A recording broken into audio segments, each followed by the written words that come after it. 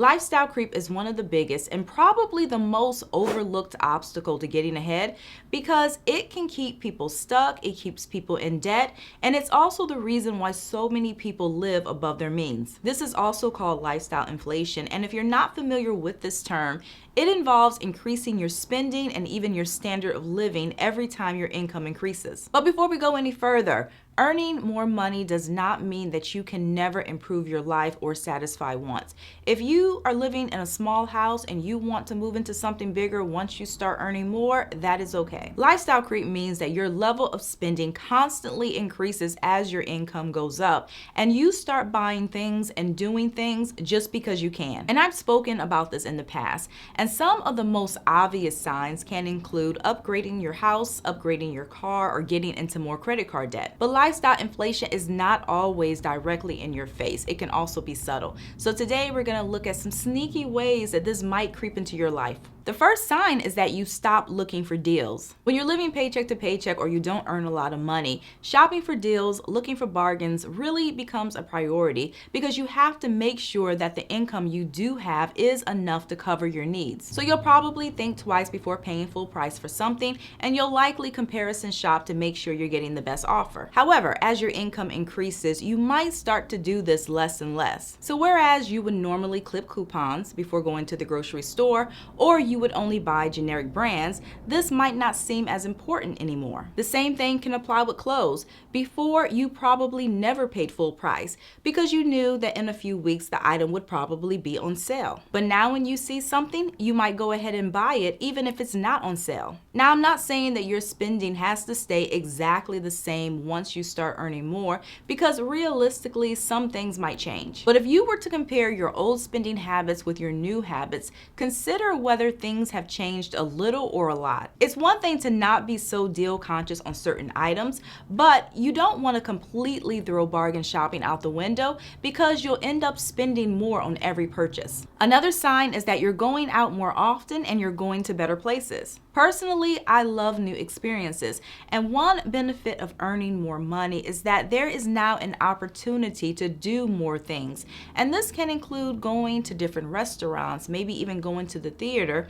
or even traveling more. But even though experiences are important, and sometimes they can even be more valuable than accumulating a lot of material stuff, lifestyle inflation can also creep into your life this way. So it's so important that you also monitor how much you're spending in these areas. Before earning more, maybe you only ate out 2 or 3 times a month, but now you're eating out 10 times a month. And not only are you eating out more, you might also be going to restaurants that cost more. And you might not think anything about this because you're not using a credit card and you're still able to pay your bills. But even if you're managing your bills okay, you might be slipping in other areas. For example, how much are you saving? Do you have a fully funded emergency fund? Are you saving for retirement? Spending too much on new experiences can also interfere with these goals. So instead of jumping from eating out 2 times a month to 10 times a month, maybe you can find a nice balance and cap it, say, around 4 times. That way, you're still able to enjoy new experiences, but you're also able to save. Another sign is that you're also spending more on self-care. I think self-care is important, and sometimes this does involve money.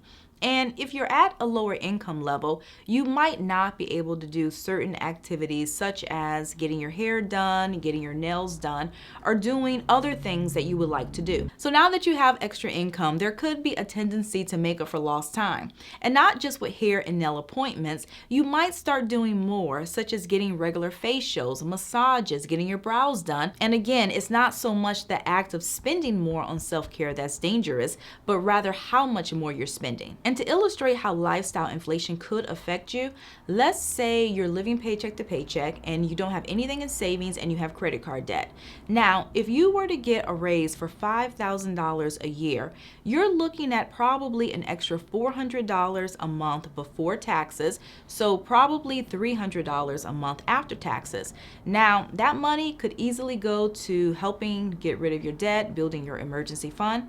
Yet, it only takes spending an extra $75 a week to really eat through that extra money. Another possible sign of lifestyle creep is you're spending more than your peers at a similar income level. Now, granted, we don't have inside information into another person's bank account or their bills, and so many factors can play into what a person is able to do with their money. But depending on how close you are with someone, you might have a general idea of where they stand financially, and sometimes you can even gauge this through conversations. So if you and your friends earn roughly the same and you have similar financial circumstances, yet you spend a lot more in comparison, meaning you might travel more, you might eat out more, and you might buy clothes more often, it might not hurt to take an honest look at your situation to see whether lifestyle creep is an issue, especially if you're having trouble saving money. The reality is your friends might do less and have less because they're living at or below their means, whereas your spending outpaces your income.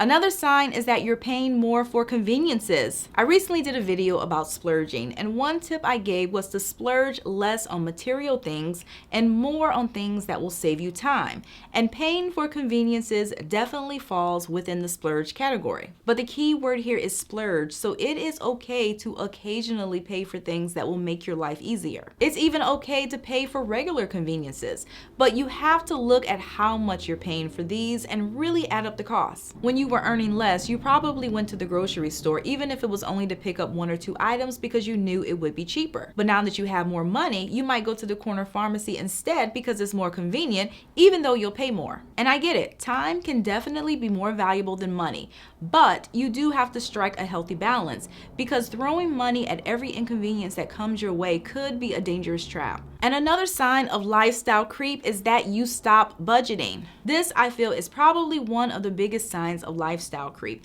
And I've had people admit to me that once their income increased, they stopped budgeting and tracking their spending. They were budgeting to make the most of the little income that they had. So once they no longer had an income problem, budgeting didn't seem necessary anymore. However, people who do this might unknowingly trade an income problem for a spending problem, because once they stop tracking their purchases, they might start overspending in just about every category. I've said this before, budgets are not only for specific people. Regardless of income level, everyone has the potential to overspend. And to be honest with you, I do feel that that potential is greater as you earn more money. So it doesn't matter if your income increases by $5,000, $20,000, or even $30,000. Plan your spending, know where your money goes, and make sure you spend a reasonable amount on wants. So that's all that I have for you guys today. Thank you for watching this video. I really hope that you enjoyed it. And if you did, please give me a thumbs up. And if you haven't already, definitely consider subscribing. I talk a lot about money topics. If you like videos like this, I do post every weekend and sometimes during the week. Thank you again for watching, and I'll see you in a few days.